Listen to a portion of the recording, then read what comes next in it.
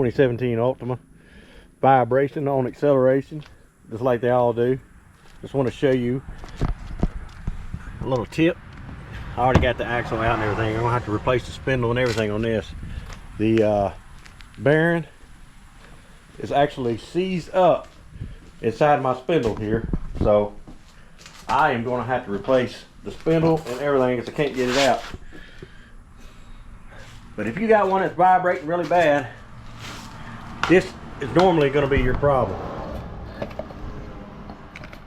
Look at this. They all do this, every single one.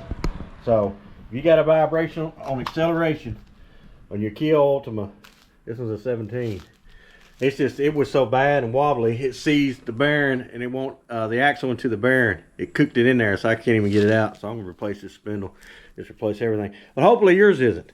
But if you got vibration and acceleration, that is your problem. Thanks for watching.